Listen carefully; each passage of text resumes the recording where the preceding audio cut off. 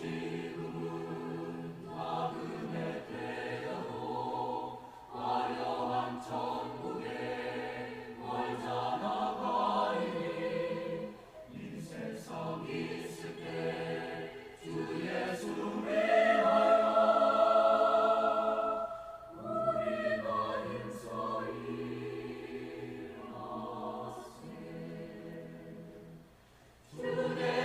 부탁하여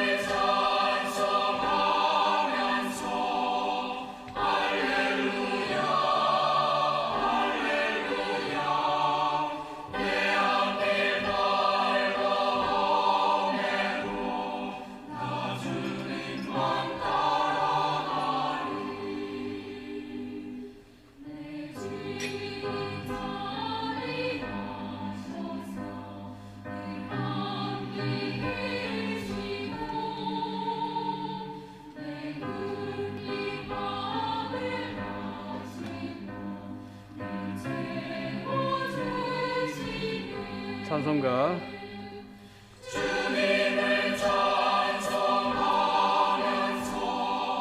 할렐루야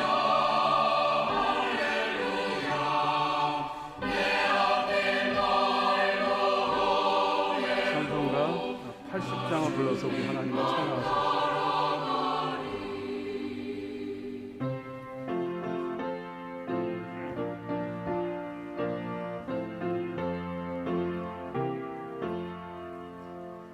전지에 있는 이름 중 귀하고 높은 이름, 주 나시기 전 지으신 구주의 이름 예수.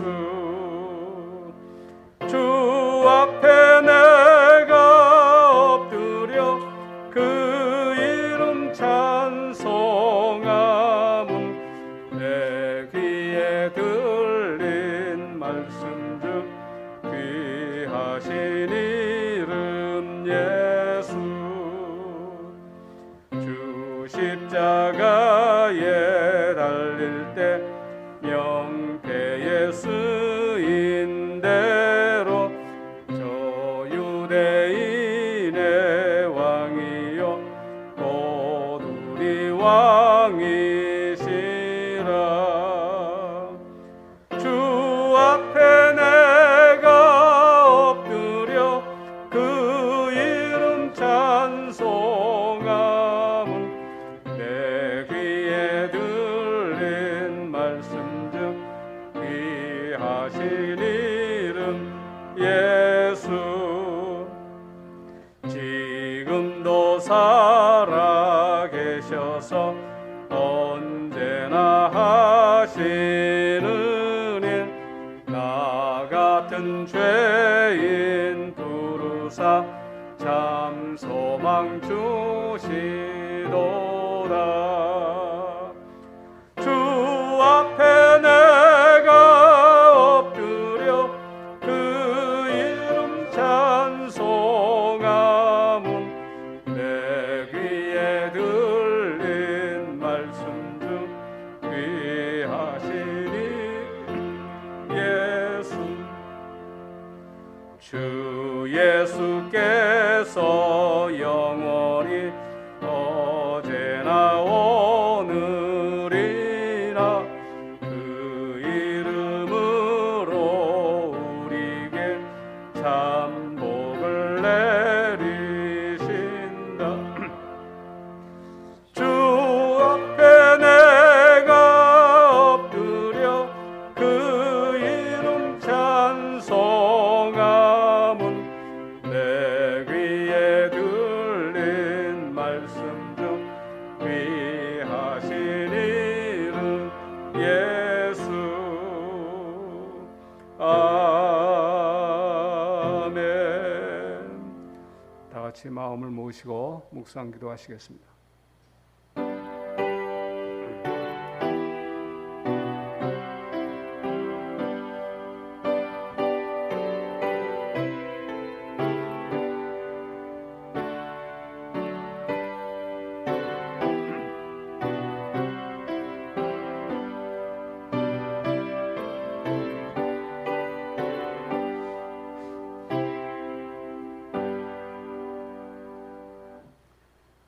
나의 힘이 되신 여호와여, 내가 주를 사랑하나이다.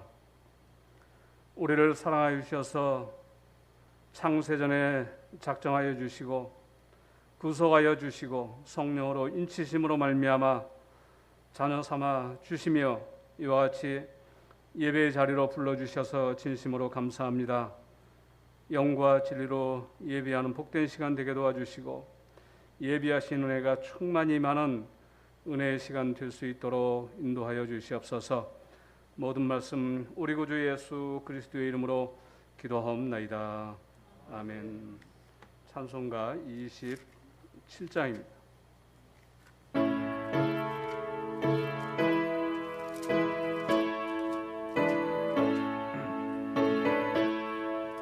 다 같이 일어서셔서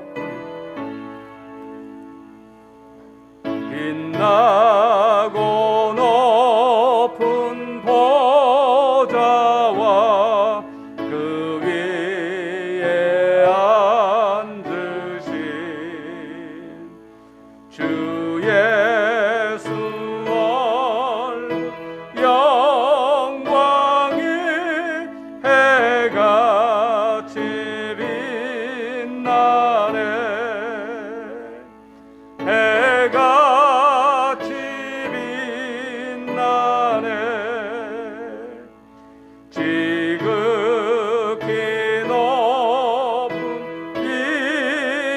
영원과 한없는 자비를 무천사 소리 합하여 늘 찬송 드리네 늘 찬송 드리네 영적을 나를 살리려 그 영광 떠나서 그 부끄러운 십자가 날 위해 지셨네 날 위해 지셨네 나 이제 생명이 있음은 주님의 은혜요 저 사망 권세 이기리 큰 기쁨 넘치네 큰 기쁨 넘치네 주님의 보좌 있는데 정한 몸 이르러 그 영광 몸소 되올 때 내 기쁨 넘치리 내 기쁨 넘치리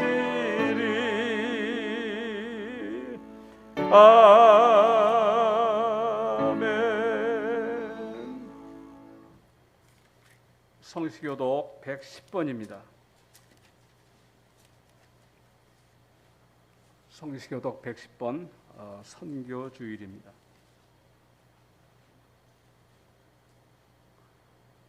교독하기를 시작합니다. 온 땅이여 여호와께 노래하며 그의 구원을 날마다 선포할지어다. 그의 영광을 모든 민족 중에 그의 기이한 행적을 만민 중에 선포할지어다. 여호와는 위대하시니 극진히 찬양할 것이요 모든 신보다 경외할 것이며 예수께서 또 이르시되 너희에게 평강이 있을지어다. 아버지께서 나를 보내신 것 같이 나도 너희를 보내노라. 그러므로 너희는 가서 모든 민족을 제자로 삼아 아버지와 아들과 성령의 이름으로 세례를 베풀고 내가 너희에게 분부한 모든 것을 가르쳐 지키게 하라. 볼지어다 내가 세상 끝날까지 너희와 항상 함께 있으리라 하시니라. 오직 성령이 너희에게 임하시면 너희가 권능을 받고 예루살렘과 온 유대와 사마리아와 땅끝까지 이르러 내 증인이 되리라 하시니라. 아멘. 사도신경의 내용으로 우리의 신앙을 고백하겠습니다. 전능하사 천지를 만드신 하나님 아버지를 내가 믿사오며 그 외아들 우리 주 예수 그리스도를 믿사오니 이는 성령으로 잉태하사 동정녀 마리아에게 나시고 본디오 빌라도에게 고난을 받으사 십자가에 못 박혀 죽으시고 장사한 지 사흘 만에 죽은 자 가운데서 다시 살아나시며 하늘에 오르사 전능하신 하나님 우편에 앉아 계시다가 저리로서 산자와 죽은 자를 심판하러 오시리라. 성령을 믿사오며 거룩한 공회와 성도가 서로 교통하는 것과 죄를 사하여 주시는 것과 몸이 다시 사는 것과 영원히 사는 것을 믿사옵나이다. 아멘. 앉으셔서 찬송가 92장을 불러서 우리 하나님을 찬양하시겠습니다.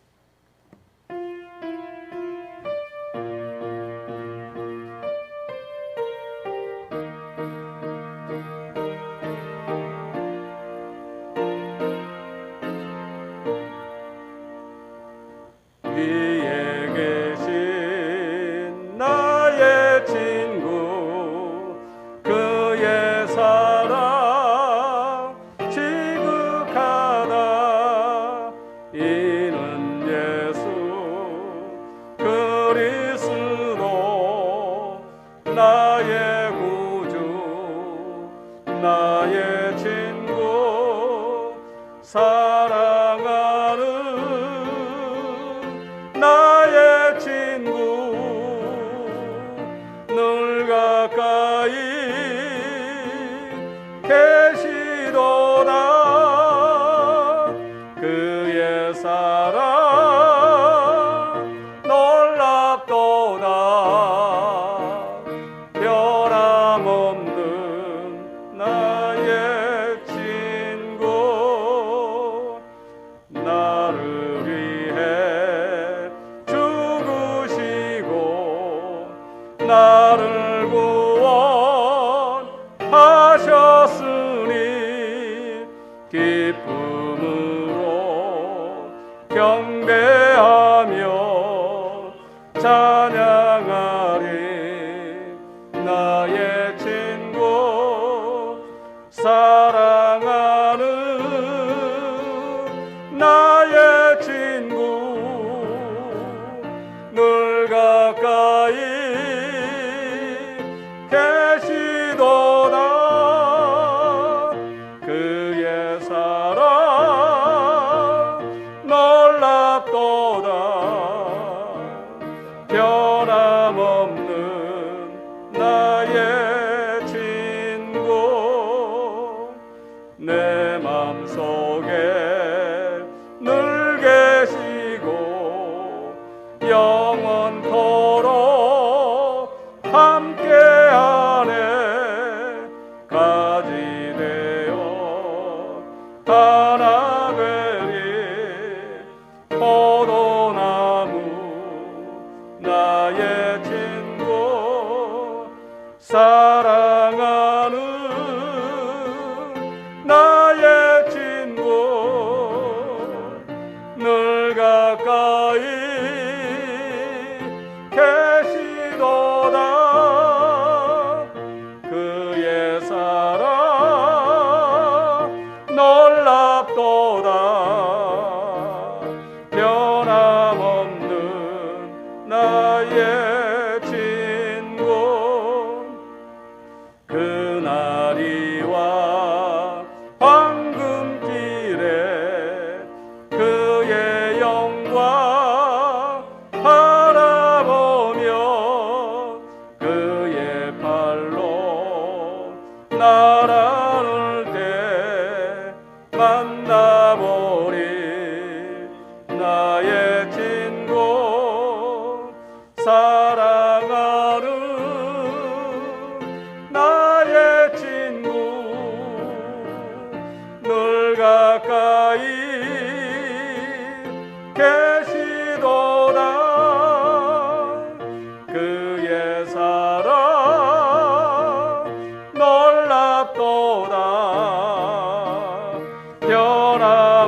변함없는 나의 친구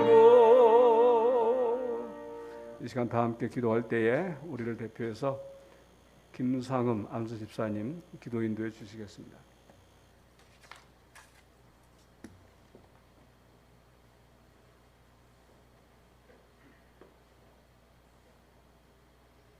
기도하시겠습니다. 사랑의 하나님 아버지 감사합니다.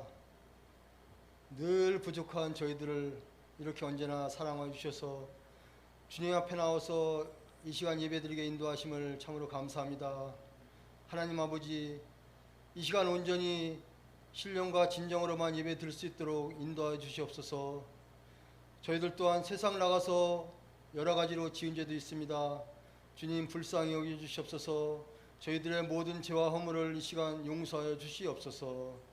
하나님 아버지, 저희들의 믿음 없음을 용서해 주시고 믿음과 건강을 주셔서 험한 세상 주님을 잘 섬기고 건강한 몸과 영으로 신앙생활을 잘할 수 있도록 도와주시옵소서.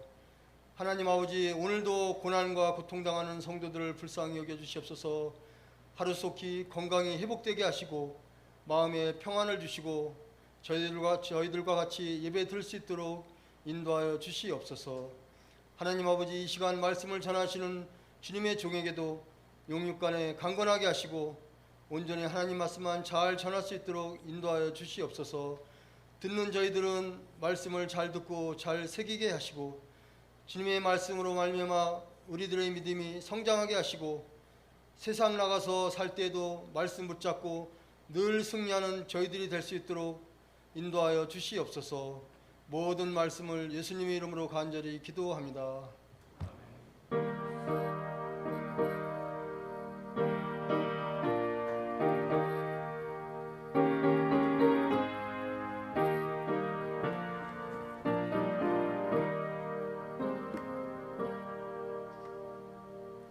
50장을 부르시면서 준비하신 예물 봉헌하도록 하겠습니다.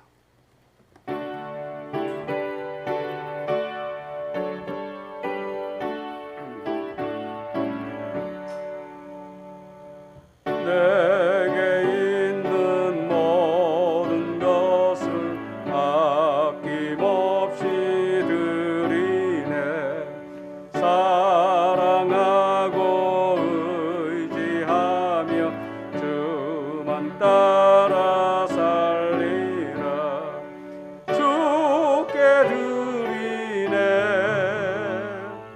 주께 드리네. 사랑하는 구주 앞에 모두 드리네.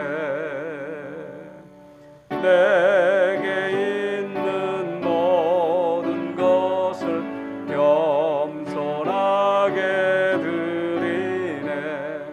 세상 욕심 멀리하니 나를 받아 주소서. 주께 드리네. 주께 드리네. 사랑하는 구주 앞에 모두 드리네. 내게 있는 모든 것을 주를 위해 드리네. 주의 성령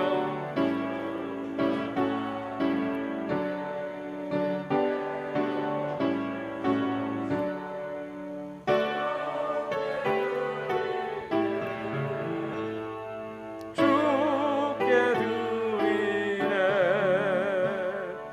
사랑하는 구주 앞에 모두 드리네. 아멘. 봉헌하신 분들입니다. 11조 김명아 장로님, 임종상 장로님, 정상옥 권사님, 정인순 집사님, 김길순 권사님, 김진태 장로님 드리셨습니다. 감사원금 드리신 분입니다. 차영원 목사님, 최효주 사모님, 정병우 목사, 정은 사모, 최봉인 권사님, 주의 은혜에 감사드립니다. 김동희 선교사님, 김길순 권사님, 문재옥 권사님, 김진태 장로님, 또 특별 선교 헌금 드리신 분입니다. 김영철 장로님, 김경 권사님, 정병우 목사, 정은 사모, 차영훈 목사님, 최의주 사모님, 최보인 권사님, 명술래 권사님, 정윤순 집사님, 김은경 집사님, 임종상 장로님, 정삼호 권사님, 김상훈 집사님, 서수민 집사님, 정지현 집사님, 김기현 성도, 주셨고, 또 서지민 집사님, 정하연 집사님, 정진웅 성도님, 또 박현석 집사님, 김진태 장로님, 문재옥 권사님, 또 문재수 권사님 드리셨고요. 유초동부 주일헌금, 또 강단 장식 꽃헌금, 문재수 권사님 선교헌금 드리셨습니다. 그 외에 주일헌금 드리셨습니다. 다 함께 기도하시겠습니다. 아버지 하나님, 우리에게 믿음 주시고 건강 주시고 환경 주셔서 예배의 자리로 인도하여 주신 것 진심으로 감사합니다. 빈손으로 나오지 아니하고 지난 한 주간도 베풀어 주신 은혜 감사해서 감사의 물로, 또 모든 소득이 하나님으로부터 주어졌음을 믿는 믿음으로 11조 예물을 드렸습니다. 특별히 특별 선교 헌금으로 드리는 손길들이 있습니다. 아버지 하나님, 우리 선교사님을 통해서 하나님의 나라가 확장되게 도와주시고, 또 그 사역을 잘 감당할 수 있도록 영육간의 강건함도 허락하여 주시옵소서. 아무쪼록 그곳에 하나님의 나라가 든든히 세워질 수 있도록 일꾼들 보내주시고 동역자 허락하여 주시고, 또 우리 새교회가 마음으로 또 기도로 물질로 동역하기에 부족함이 없도록 늘 함께하여 주시옵소서. 우리 선교사님을 통해서 하나님 영광 받아 주시고 하나님의 나라가 든든히 세워지는 역사가 있게 도와주시옵소서. 드린 손길마다 아버지 하나님께서 은혜를 베풀어 주시되 손을 범사에 복의 복을 더하여 주셔서 더욱더 몸된 교회를 위해서 하나님의 나라를 위해서 애쓰고 수고하기에 부족함이 없는 은혜를 허락하여 주시옵소서. 특별히 성령의 충만함의 은혜를 허락하여 주셔서 이 땅 살아가는 동안 말씀을 기준 삼아 좌로나 우로나 치우치지 아니하고 하나님의 말씀을 따라 순종하며 살아갈 수 있는 주의 귀한 백성들 되게 하여 주시옵소서. 이 물질을 통해서 하나님께서 기뻐하시는 사역의 열매가 풍성히 맺힐 수 있도록 은혜 위에 은혜를 더하여 주시옵소서. 모든 말씀 우리 구주 예수 그리스도의 이름으로 기도하옵나이다. 아멘.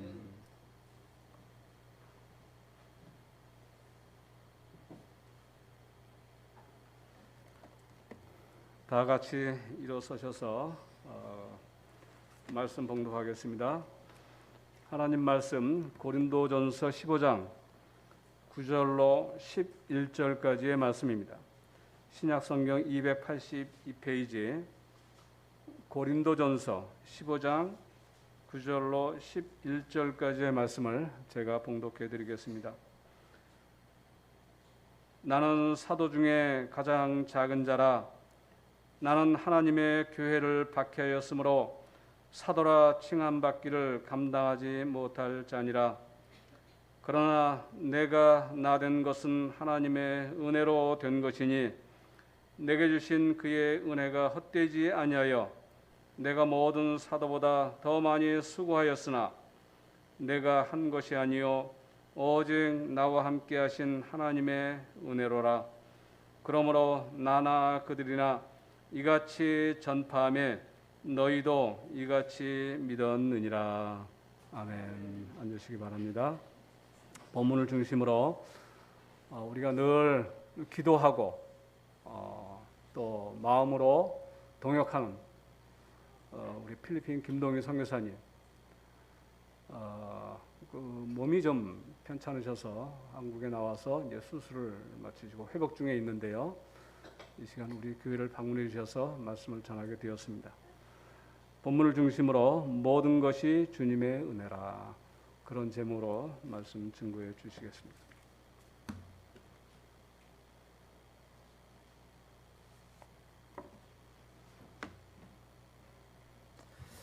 할렐루야. 사실 수술 때문에 한국에 나왔는데 이처럼 귀한 은혜를 주셔서 여러분과 함께 말씀을 나눌 수 있도록 은혜 주신 하나님께 감사드리고 또 초청해 주신 정명호 목사님과 당회 여러분께 감사를 드립니다. 우리가 신앙생활하면서 오래 신앙생활 할수록 뭐가 쌓여요? 은혜가 쌓여야 되는데 때때로 스트레스가 쌓이는 경우가 있습니다. 그 대개 스트레스 경험 거의 뭐 여러분은 어떨지 모르겠는데 제가 신앙생활 할 때도 그런 것들이 봉사를 많이 하는 사람들이 많이 스트레스를 받더라고요. 우리가 열심히 봉사하고 수고했는데 우리에게 들려주는 그 평가가 때로는 안 좋은 평가들이 우리에게 들려질 때 나는 열심히 수고했는데 그거를 어떤 사람들이 험담을 할 때 우리는 마음에 스트레스가 쌓입니다. 그래서 어떤 때는 주님께 왜 이렇게 수고했는데도 불구하고 내가 이런 평가를 받아야 됩니까? 하고 하소연하기도 하고 때때로는 그 나한테 악평을 한 사람들 찾아가서 한번 따지고 싶은 마음이 들 때가 있습니다. 그게 대개 신앙생활을 오래 하면 오래 할수록 이런 경험들이 다들 있습니다. 근데 우리가 인간적인 생각으로는 가서 따지기도 쉽고 뭔가 하고 싶은 말들이 많지만은 이거는 사단이 우리를 넘어뜨리게 하는 계략입니다. 그런 마음의 상태가 있을 때에 우리는 오히려 하나님 앞에 엎드리며 하나님께 우리에게 왜 이런 나쁜 평가를 들을 수밖에 없는 상황이 이러는가 자신을 돌아보는 시간이 되어야 될 줄 압니다. 왜냐하면 하나님께서는 다른 사람들이 어떤 평가를 우리에게 한다 할지라도 이미 우리가 하나님 앞에 수고한 수고를 이미 알고 계시고 또 주님 앞에 우리가 우리의 상한 마음을 토설할 때에 우리를 위로하시는 하나님이시기 때문에 그렇습니다. 그런데 사실 저도 비슷한 경험들이 신앙생활을 하면서 있습니다. 제가 신앙을 하고 선교사로 나가기 전에 교회에서 성도로서 또 집사로서 또 장로로서 신앙생활하면서 나름대로 열심히 수고하고 봉사했습니다. 학생부 교사로서 한 20년 이상을 봉사했고 성가대원으로서 또 재정집사로서 또 장로로서 제가 전도위원장을 하면서 열심히 전도대원을 데리고 나가서 진짜 하루도 빠지지 아니하고 전도를 한 적도 있습니다.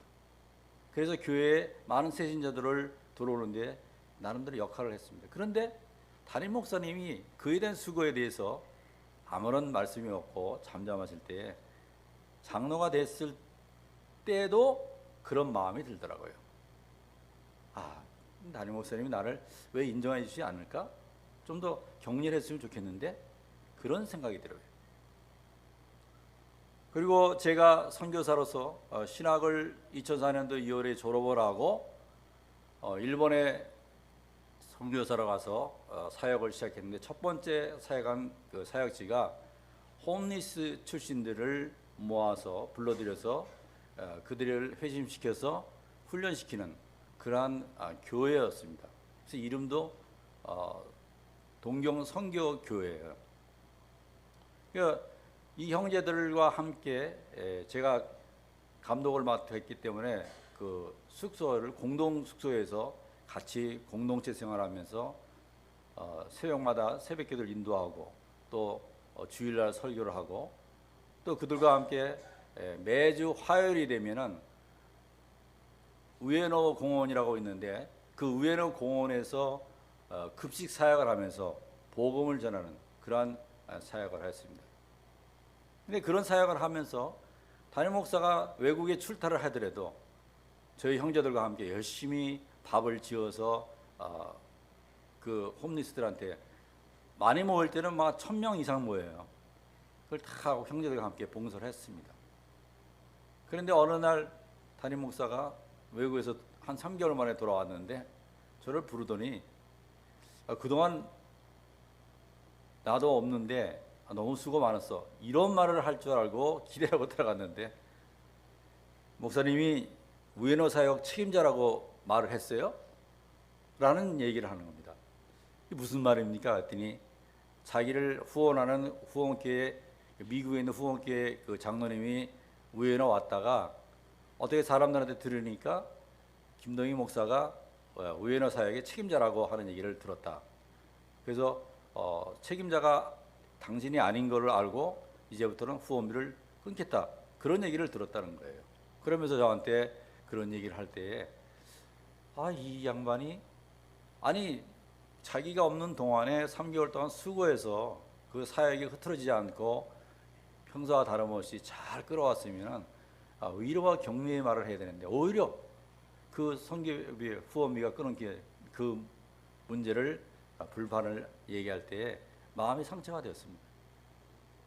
그리고 여러 가지 이제 형제들을 다루는 그런 문제들로 인해서 의견이 다르기 때문에 결국 그곳을 사역을 정리할 수밖에 없었는데, 근데 그 후에 개척을 하고 나와서 곰곰이 생각해 보니까 사실은 그 담임 목사와 그런 마음의 불편함이 있었더라도 그 형제들을 돌아봐야 되는데 돌아보지 못하고 끝까지 견디지 못하고 나온 제 자신의 제 마음에 굉장히 무겁게 짓누르기 시작했습니다.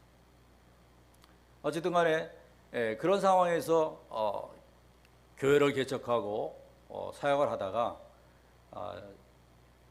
2008년도인가 그 금융위기가 전 세계에 돌았을 때 환율이 너무 뛰는 바람에 이 한국에서 100만 원을 송금을 받아가지고 환전을 하면은 6만 원밖에 돈이 안 돼요.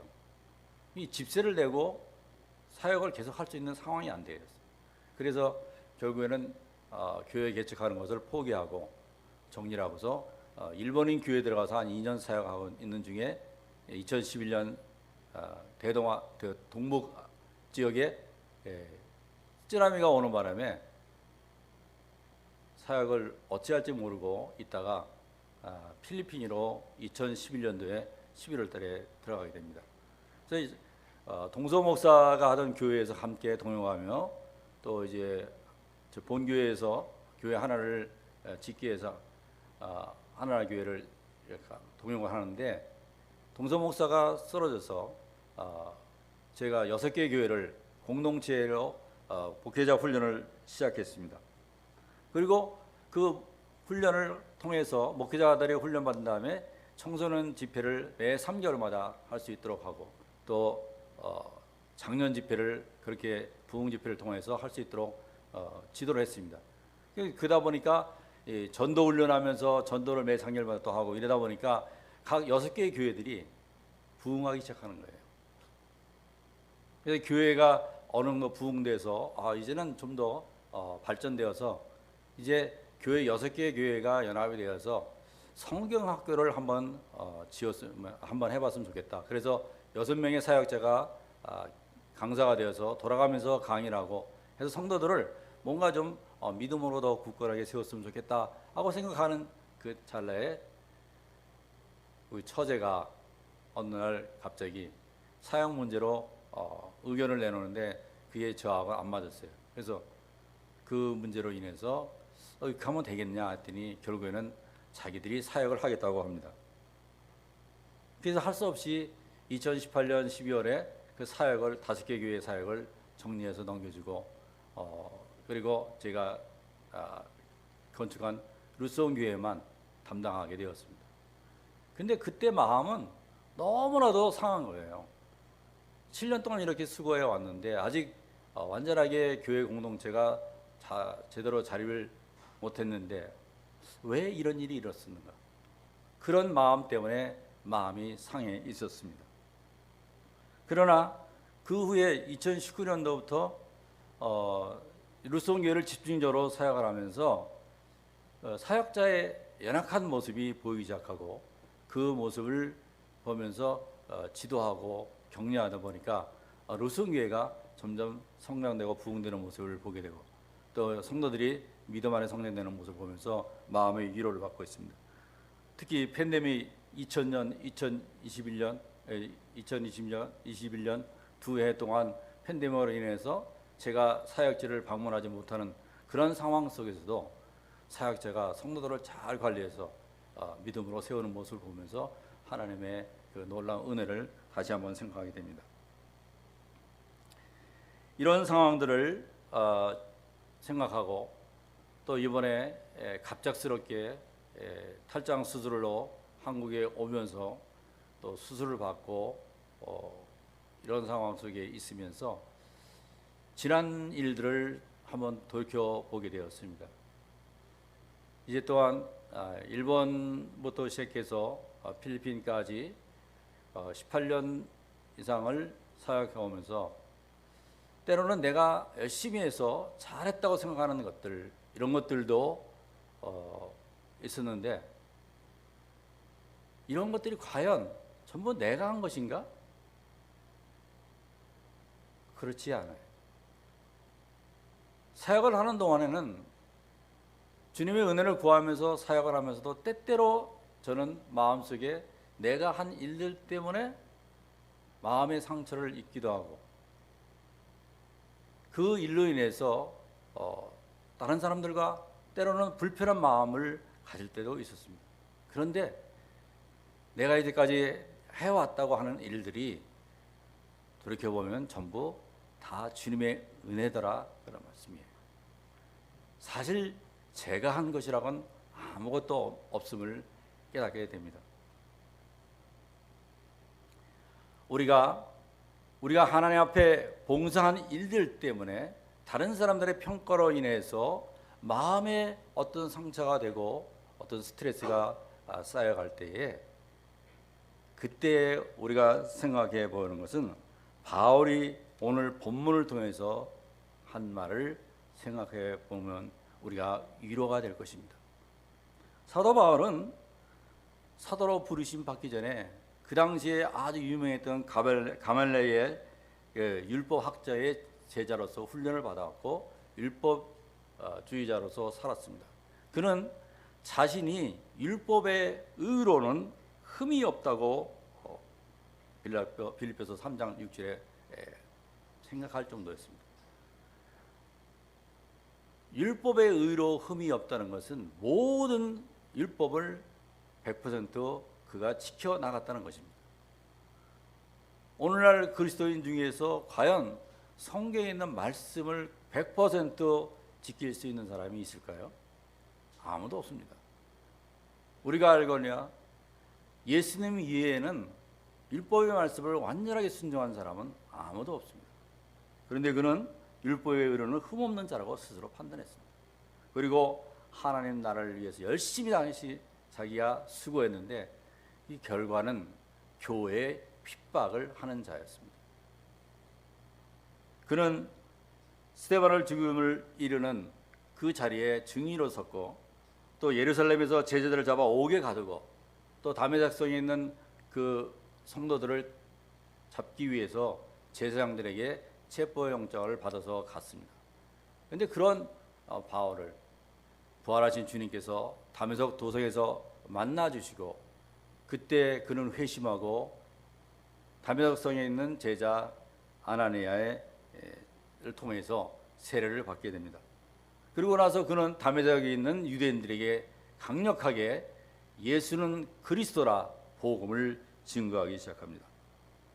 그는 아라비아로 갔다가 예루살렘에 가서 사도들을 만나고 다시 다소로 가서 그는 하나님의 때를 기다리게 됩니다.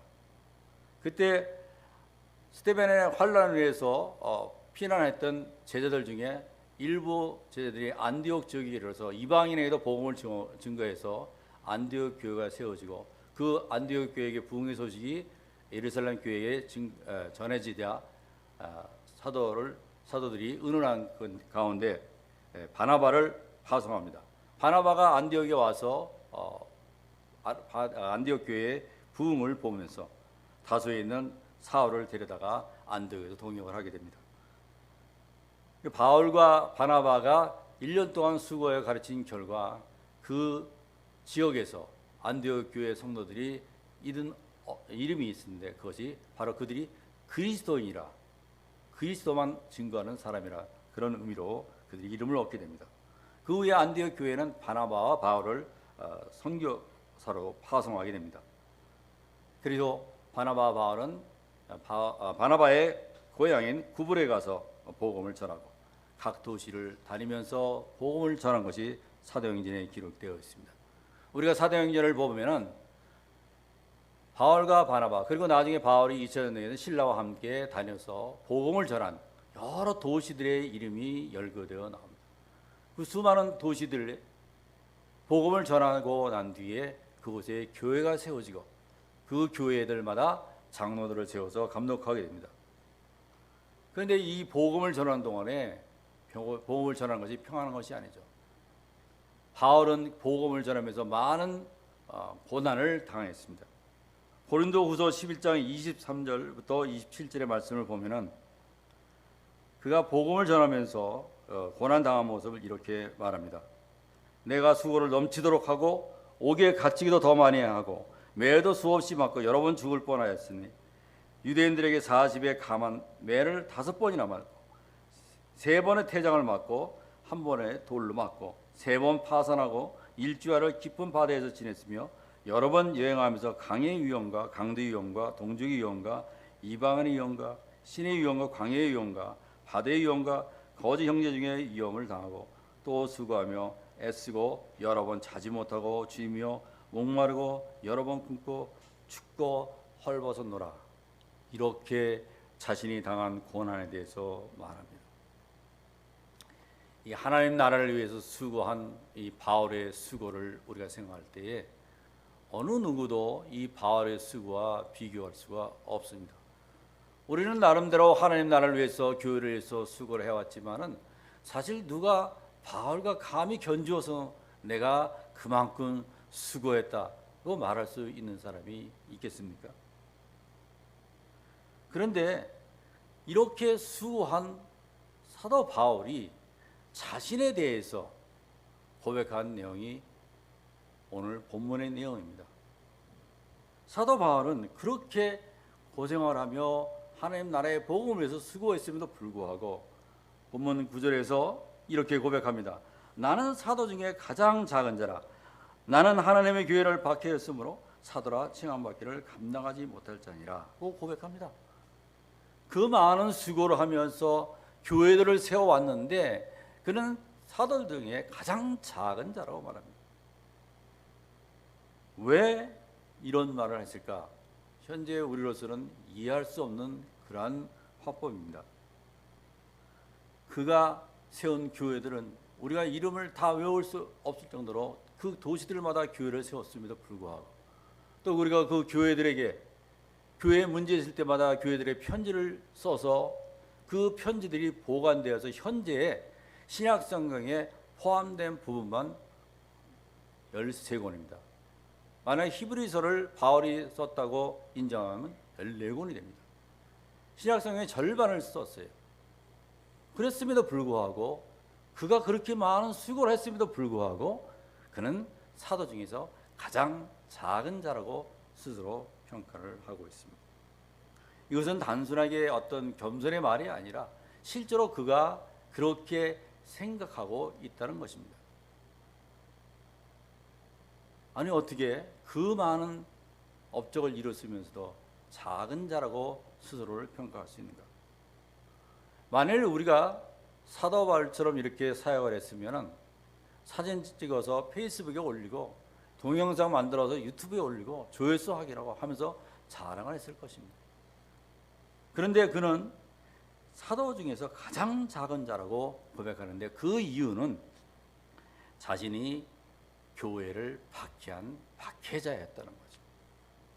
자기가 아무리 수고를 많이 했어도 자신의 과거를 돌아보면 자기는 교회를 박해한 그런 박해자였다는 것입니다.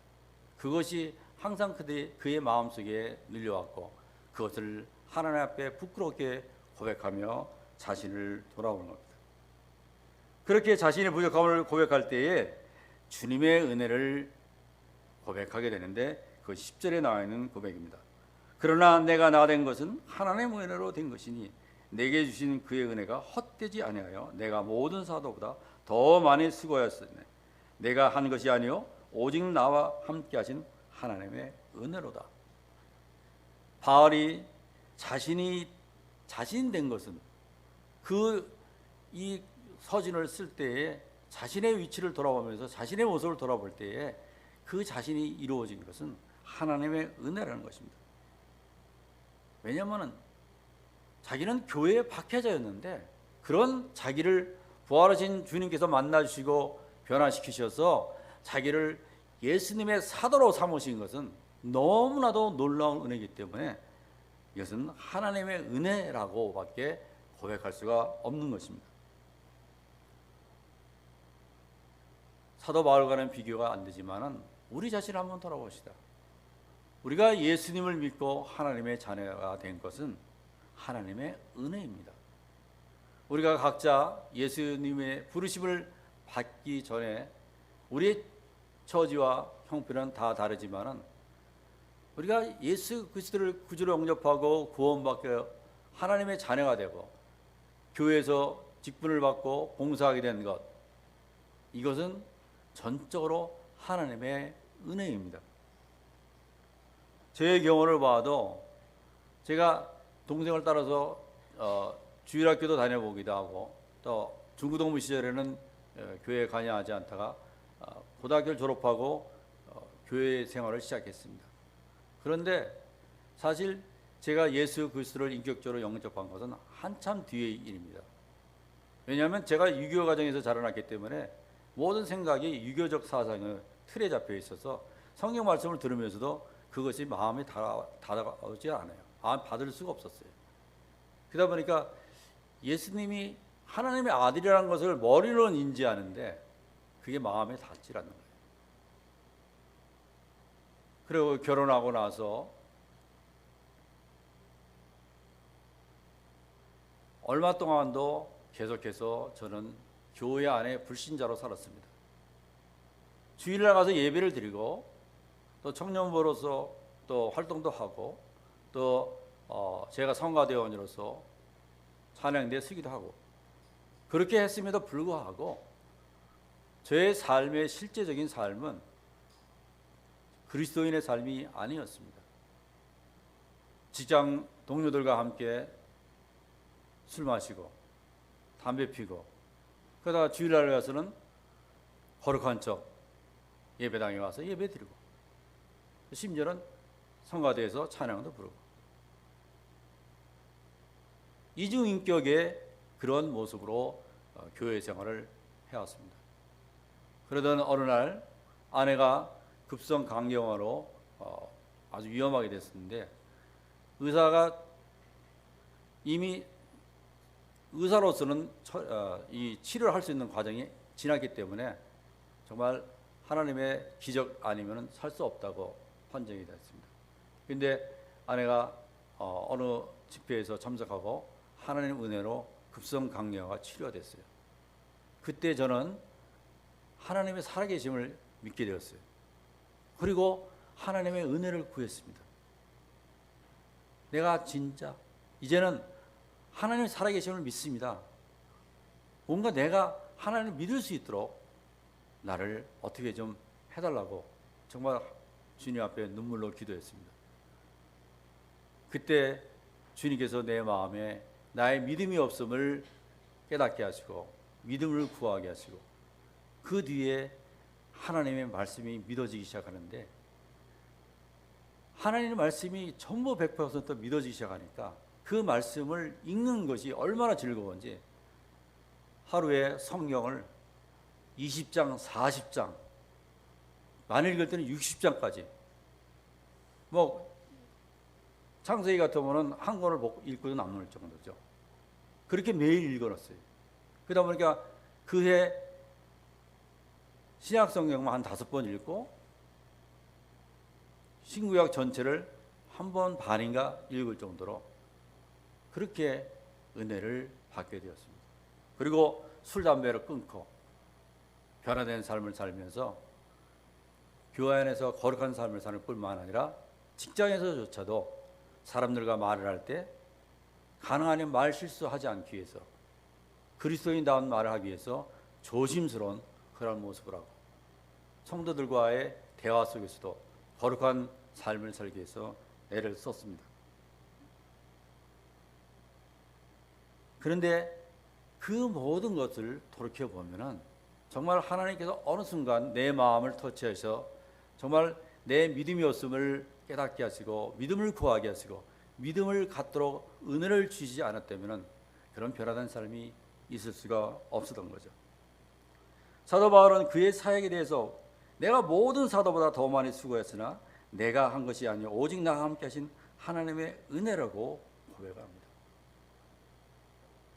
자기의 모든 수고의 열매가 있음에도 불구하고 그것이 자기가 한 것이 아니고 하나님의 은혜다 이렇게 말하고 있습니다. 하나님 나라의 복음을 위해서 실수 없이 달려갔고 고난을 당했지만 그 모든 것은 자기가 한 것이 아니고 하나님의 은혜라고 말하고 있습니다. 여기서 우리가 하나님의 일을 할 때에 두 가지 일을 생각하게 됩니다. 사도 바울의 그 관점에서 보면 두 가지입니다. 하나님 앞에서 또 하나님의 은혜로만 사역을 했다는 것입니다. 바울은 늘 하나님의 임재 아래서 하나님을 의식하면서 사역을 했다는 것입니다. 갈보리 말한 대로 코람데오 하나님 앞에서 어느 곳에 있든지 하나님 앞에서 삶을 살았던 것입니다. 하나님의 임재를 잃지 않기 위해서 그는 끊임없이 노력했고 그 사역 속에서도 하나님의 임재를 구하면서 그런 사역을 했습니다. 우리가 때때로 실수하는 것은 하나님의 일을 한다고 열심히 하면서 하나님의 임재를 잃어버리는 때가 있습니다. 우리가 선교 현장에 가보면은 때때로 헷갈리는 그런 선교사들을 보게 됩니다. 일은 잘합니다. 일을 잘하는데 이 사람이 비즈니스를 하는 건지 선교를 하는 건지 때로는 의아한 생각이 들 때가 있어요. 그런 사람들을 보면은 거의 대부분의 사람들이 하나님의 임재를 잃어버린 채 자기의 사역에 집중하다 보니까 사역이 자기의 일이 되고 결국 비즈니스처럼 보이기 시작하는 겁니다. 제가 일본에서 처음 사역한 그 교회 담임 목사도 처음에는 홈리스를 전도하겠다는 그 마음으로 그 홈리스 사역을 시작했는데 어느 날부터인가 그 홈리스 사역을 통해서 들어오는 후원금 때문에 그 후원금을 받아서 교회 건물을 사고 그 빌딩이 늘어가는 걸 보면서 점차 비즈니스화 되더라고요. 그러다 보니까 교회 안에 그 들어온 형제들조차도 훈련시키는 일보다는 교회에 얻은 건물을 보수하는데 노동으로 사용하고 그들을 좀 더 훈련시키고 영적으로 성숙시키는 것보다는 자기의 비즈니스에 유익한 대로 사용하는 것을 보게 됩니다. 이 하나님의 임재를 잃어버린 사람들의 모습들이 거의 동일합니다. 처음에는 그럴듯해 보이는데 나중에 보면 일은 잘하는데 하나님과 상관없이 보이는 비즈니스에 집중하는 모습들을 보게 됩니다.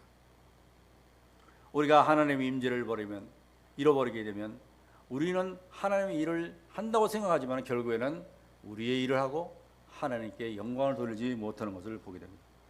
그래서 사도 바울은 그가 복음을 전하면서도 그가 자신이 복음을 전한 후에 버림받을까 두렵다고 고린도전서 9장 27절에 고백하는 모습을 봅니다. 왜 사도 바울이 자신이 버림을 받을까 두렵다고 생각했겠습니까? 그것은 하나님 앞에 하나님의 임재를 잃어버릴까 봐 두려워하는 모습을 보게 됩니다. 바울은 또 그 모든 사역을 하나님의 은혜로 했습니다. 하나님의 은혜 이 말을 들을 때 우리는 겸손하게 됩니다. 왜냐하면 이 하나님의 은혜라는 것은 우리가 할 수 없는 것을 하나님이 거저 주신 것을 말하고 있기 때문입니다. 그렇기 때문에 사도 바울은 이 하나님의 은혜를 에베소 2장 8절에 선물이라 하나님의 선물이라고 합니다. 하나님의 은혜는 우리가 뭐 열심히 기도해서 말씀을 많이 읽어서 은혜를 받는 것이 아닙니다. 많은 사람들이 저도 그랬습니다만 많이 기도해서 성경을 많이 읽어서 하나님의 은혜를 받는다고 생각했습니다. 그런데 그건 거꾸로예요. 하나님의 은혜를 받았기 때문에 성경을 많이 읽고 많이 기도하게 되는 겁니다. 하나님의 은혜를 잃어버려 보십시오. 기도도 성경 말씀을 읽는 것도 잃어버리고 맙니다. 그러므로 우리가 항상 하나님의 은혜를 생각할 때에는 이것은 하나님의 귀한 선물로 생각하고 우리가 항상 하나님 앞에 겸손하게 낮아질 수밖에 없는 것입니다. 바울은 하나님의 은혜로 모든 사도보다 더 많이 수고하였다고 말합니다. 하나님의 은혜로 더 많이 수고했다는 것입니다. 다시 말하면 하나님의 은혜가 있기 때문에 더 많이 수고했다는 겁니다. 이것을 말을 다시 뒤집어서 말하면 우리가 하나님 앞에 더 많이 수고할 수 있다는 것은 하나님의 은혜 때문이라는 것입니다. 아멘. 여러분들이 교회를 해서 얼마나 수고하는지 저는 잘 모릅니다.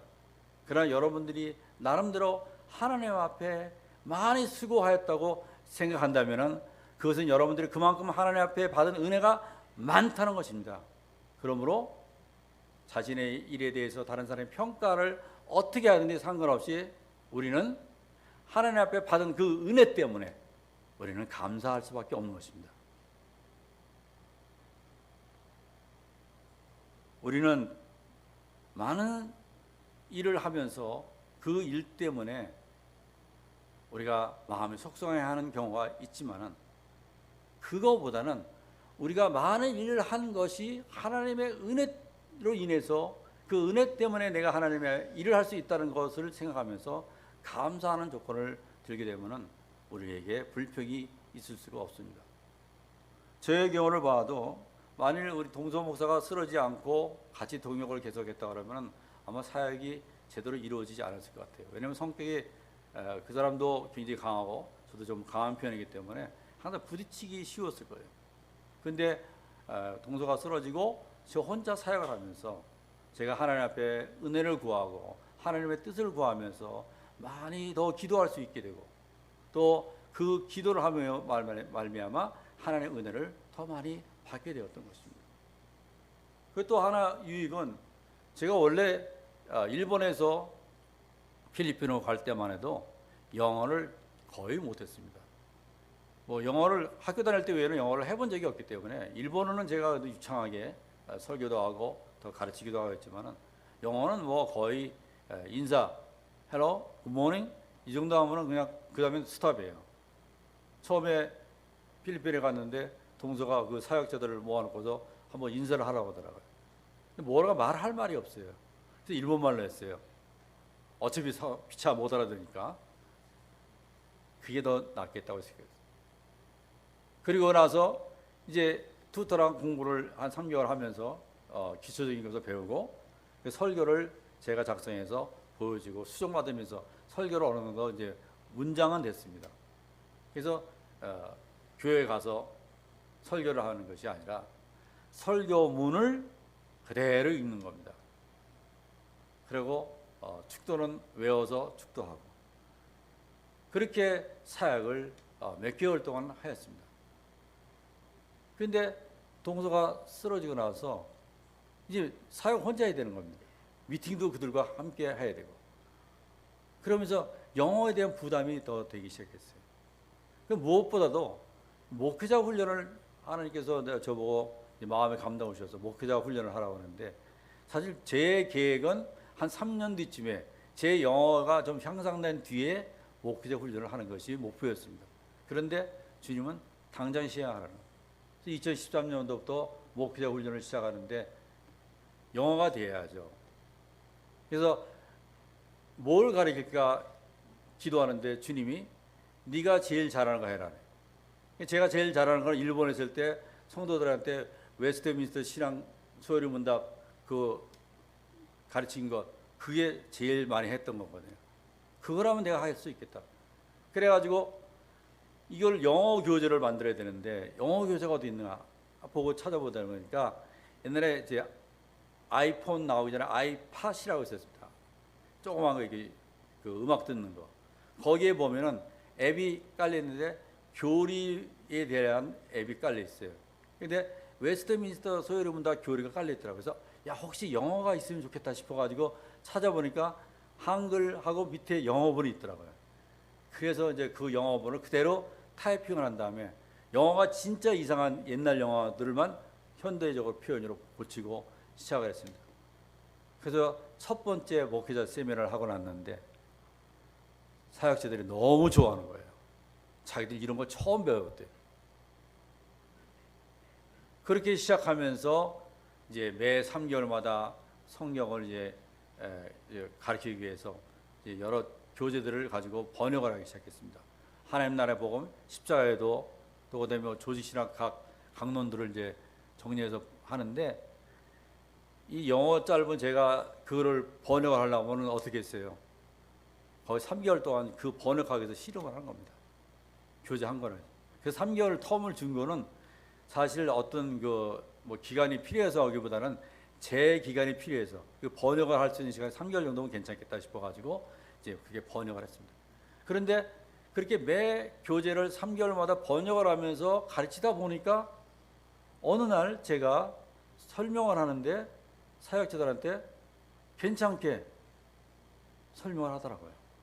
처음에는 설명이 안 돼가지고 설명하다 말고 여기까지 하고 나오면 다음에 하자 이런 식으로 이제 계속 미뤄왔었는데, 어느 날부터인가 제가 설명을 그들에게 이해할 수 있도록 설명하기 시작하는 거예요. 하나님 은혜를 주시니까 나도 모르게 그 사역 속에서 내 영어 실력을 하나님께서 발전시킨 것을 깨닫게 됩니다. 이런 우리의 모습을 볼 때에 우리가 한 사역이 실제로는 우리가 아니라 하나님의 은혜로 된 것이라는 것을 깨닫게 됩니다. 우리가 모든 우리의 일들, 우리가 한 사역들이 하나님의 은혜로 된 것을 인정하게 되면 그 다음부터는 그 사역으로부터 자유로워집니다. 지난번에도 잠깐 말씀드렸지만 팬데믹으로 인해서 선교지를 방문하지 못하고 있을 때에 한 달 정도나 2달 정도는 정말 막 몸살이 날 정도더라고요.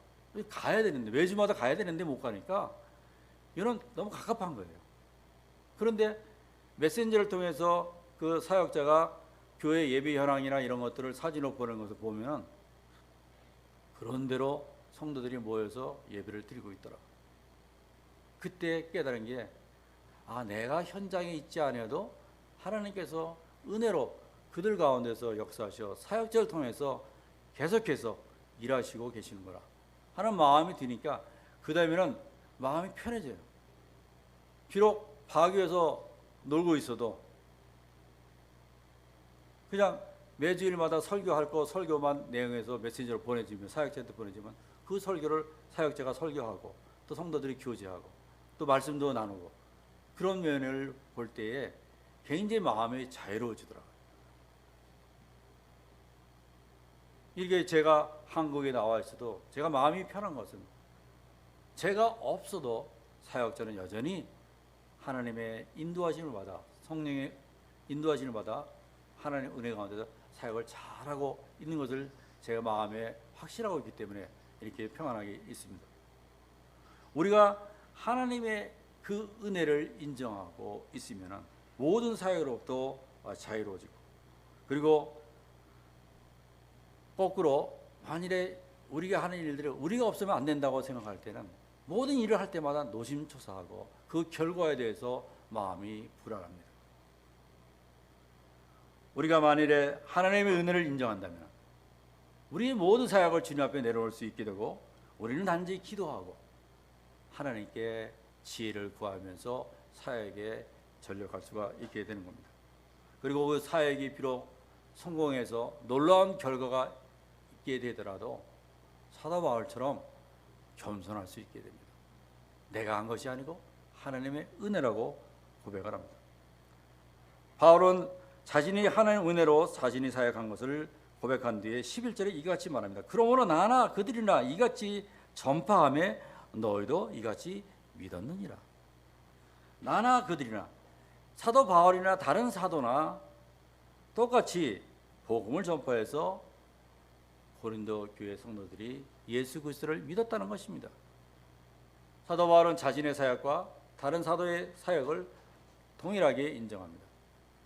여기서 이같이라고 말한 것은 그가 앞에 말한 하나님의 은혜로 사역했다는 것을 말하고 있습니다. 자신도 하나님의 은혜로 사역을 했고 다른 사도들도 하나님의 은혜로 사역을 하였기 때문에 고린도 교회 성도들이 예수 그리스도를 믿고 그들의 믿음 안에서 성장되어 가는 것을 그는 말하고 있는 것입니다. 여기서 볼 때 성도가 믿음을 갖는 것도 하나님의 은혜로 믿음을 갖는다는 것을 말하고 있습니다. 에베소 2장 8절에서 사도 바울은 이렇게 말합니다. 너희는 그 은혜로 인하여 믿음으로 말미암아 구원을 받았으니 이것은 너희에게서 난 것이 아니요 하나님의 선물이라. 아멘. 우리 누구도 우리 자의로 예수 그리스도를 구주로 영접한 사람은 아무도 없습니다. 복음을 듣고 난 뒤에 예수를 영접할 때도 그냥 예수를 영접한 것이 아니라는 것입니다. 물론 첫째는 복음을 우리에게 전해주는 사람들이 있습니다. 그것도 하나님의 은혜고, 또 내가 복음을 들어도 예수를 나의 구주로 영접하는 것은 나의 의지와는 상관없다는 겁니다. 그래서 어떤 분들은 영접 기도를 강제로 시키는 것이 무리가 있다는 얘기를 하는 분들도 있습니다. 영접 기도를 강제로 했다고 예수를 믿는 것이 아니라는 것입니다. 저의 경우처럼 교회를 오랫동안 다녔지만 청년부터 다니기 시작해서 한 5년 이상을 교회를 다녔지만 교회 불신자로 다녔습니다. 그런데 예수님을 정작 믿은 것은 5년이 지난 어느 날 하나님의 은혜가 깨달아졌을 때에 예수를 나의 구주로 영접하게 되는 것을 깨닫겠습니다. 그러므로 예수님을 믿는 것도 하나님의 은혜로 됐다는 것입니다. 그렇기 때문에 이 믿음이라는 것도 우리에게서 난 것이 아니고 하나님의 선물이라고 사도 바울은 말합니다. 그러므로 우리는 무엇을 하든지 우리의 믿음을 위해서도 우리의 사역을 위해서도 하나님의 은혜가 없이는 아무것도 할 수 없다는 것을 고백하고 인정해야 됩니다. 그렇게 할 때에 비로소 우리는 우리의 모든 사역으로부터 자유로워지고 또 모든 사역을 끝난 후에 감사로 하나님 앞에 나아갈 수 있게 되는 것입니다. 그러므로 우리는 매일 해야 될 것이 하나 있습니다. 하나님의 은혜를 구하는 삶. 하나님의 은혜를 구하는 것이 우리의 첫 번째 기도의 제목이 되어야 됩니다.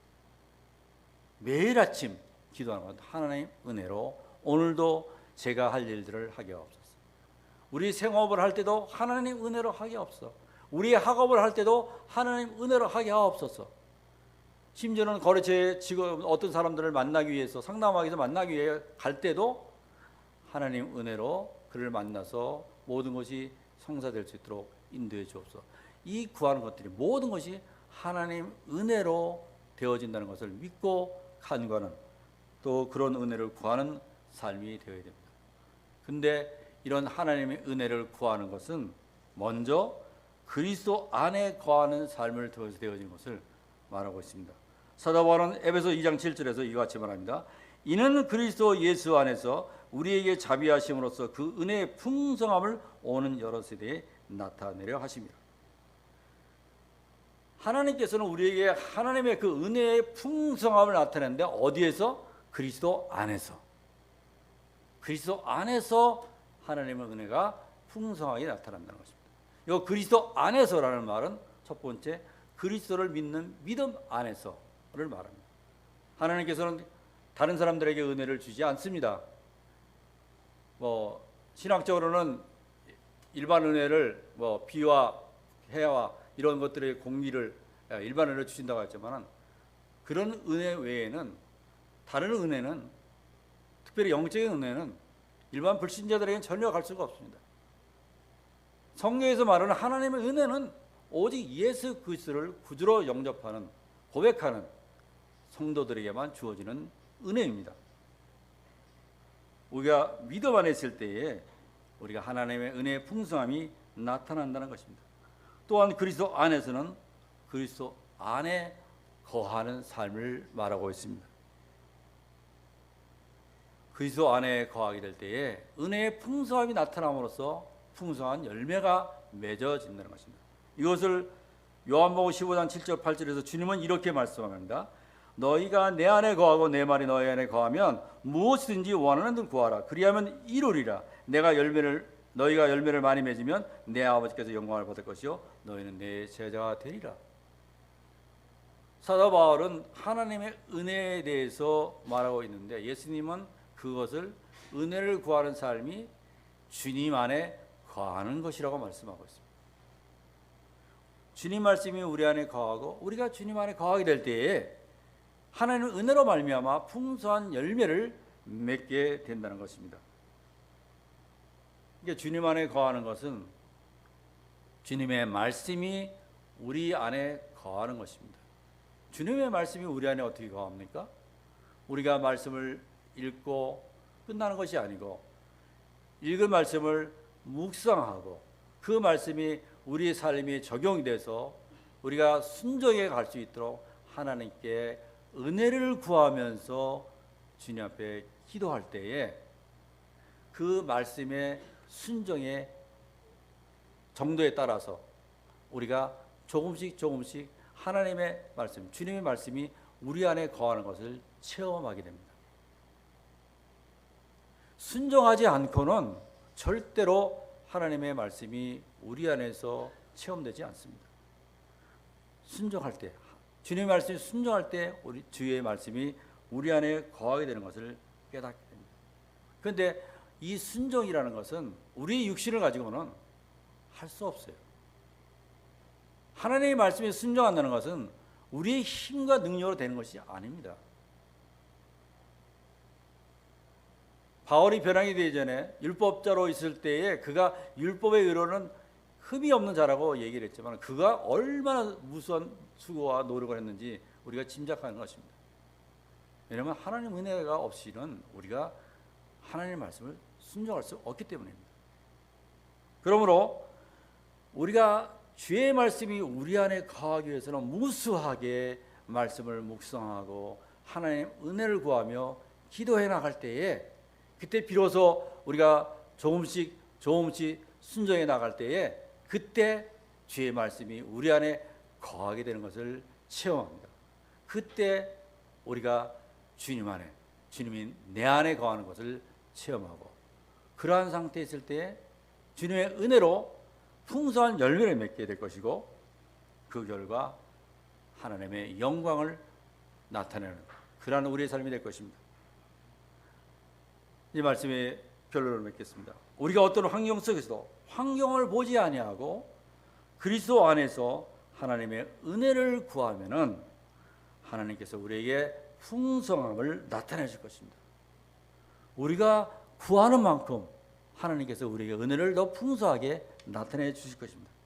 그 은혜가 풍성하게 나타날 때에 그때 기적이 일어납니다. 우리가 그동안에 하나님의 일을 위해서 애쓰고 몸부림을 쳤도 안 됐는데 어느 날부터인가 하나님의 은혜로 그 우리 일을 통해서 하나님의 일들이 되어지는 것들을 보게 됩니다. 그것이 하나님의 역사입니다. 또 하나님의 은혜입니다.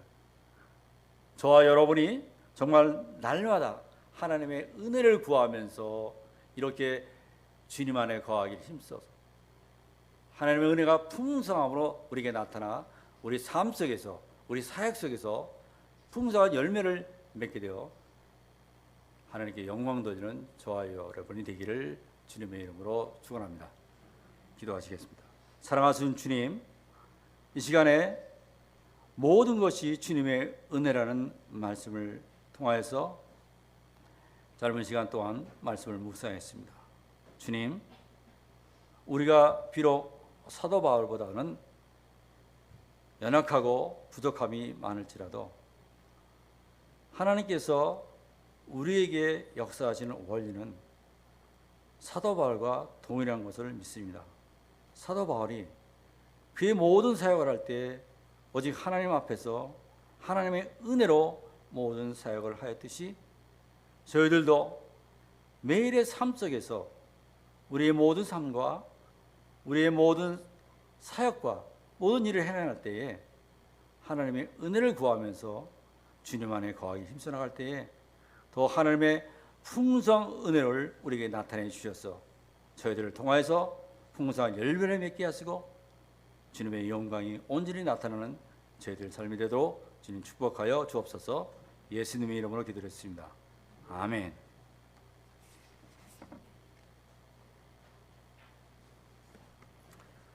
네, 귀한 말씀 감사합니다. 찬송가 304장을 부르신 후에 선교사님 축도해 주시겠습니다.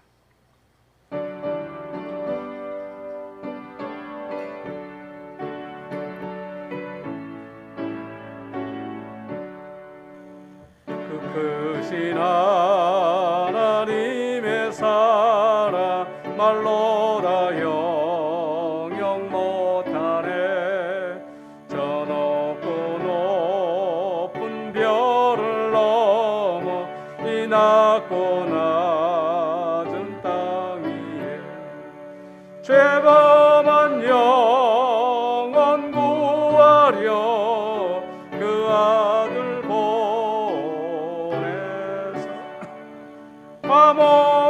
화목제물 삼으시고 죄 용서하셨네. 하나님 크신 사랑은 증량다 못 영원히 변치 않는 사랑 성도여 찬양하세. 괴로운 시절 지나가고 땅 위에 영화 쇠할 때 주 믿지 않던 영혼들은 큰 소리 외쳐 울어. 주 믿는 성도들에게 큰 사랑 베푸사. 우리의 죄 사했으니 그 은혜 잊을까. 하나님 크신 사랑은 증량다 못하네. 영원히 변치 않는 사랑 성도여 찬양하세. 하늘을 두루마리 삼고 바다를 몸을 삼아도 한없는 하나님의 사랑 다 기록할 수 없네. 하나님의 크신 사랑 그 어찌 닿았을까. 저 하늘 높이 사도 채우지 못하리. 하나님 크신 사랑은 증량다 못하네. 영원히 변치 않는 사랑 성도여 찬양하세.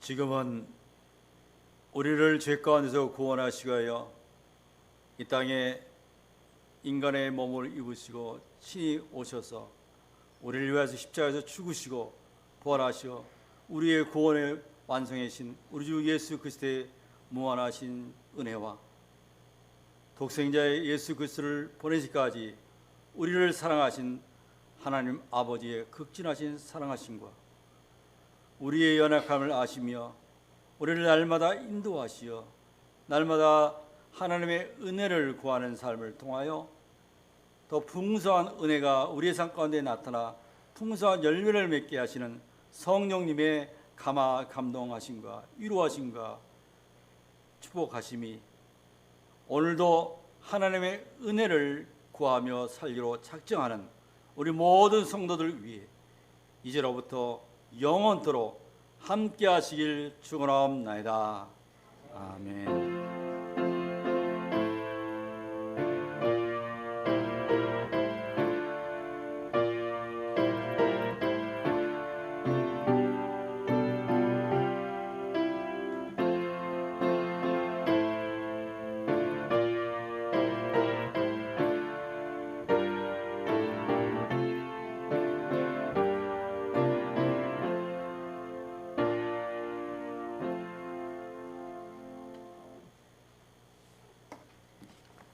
교회 소식을 말씀드리겠습니다. 2022년도 우리 새교회 표어는 주 안에서 새롭게 새 출발하는 새교회입니다. 새 사람, 새 삶, 새 일꾼으로서 하나님께 귀하게 쓰임받는 복된 한 해 되시기를 바랍니다. 신앙 회복을 위한 111 캠페인에 많은 참여 바랍니다. 공예배 참석 한 번 더, 성경 일독 한 번 이상, 전도 한 사람 이상입니다. 지금 이제 휴가 기간인데요. 이제 내일부터 우리 차용훈 목사님이 금요일까지 휴가 중입니다. 휴가 예정입니다. 새벽 기도를 우리 김명아 장로님께서 수고해 주시겠습니다. 환우들을 위해서 기도해 주시기 바랍니다. 이름 부르지 않아도 다 아시죠?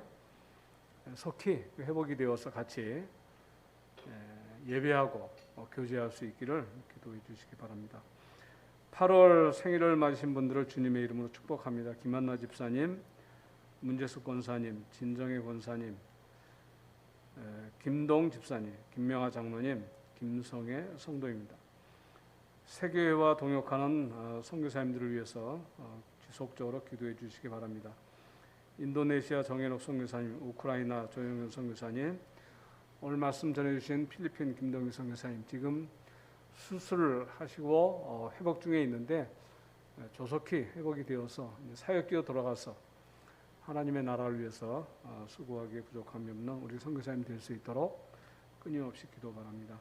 GMX 최석수 선교사님, 8월 봉사위원 임종상 장로님, 김상훈 집사님, 이정자 권사님, 정삼업 권사님, 김은경 집사님, 정하연 집사입니다.